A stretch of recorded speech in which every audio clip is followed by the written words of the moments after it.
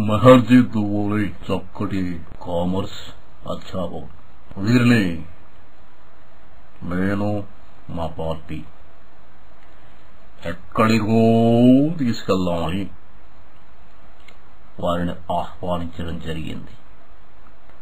కానీ ఆయన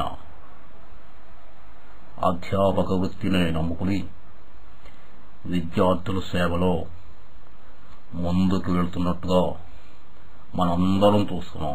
వారికి 21వ వివాహ వార్షికోత్సవ శుభాకాంక్షలు. జై జన్మభూమి.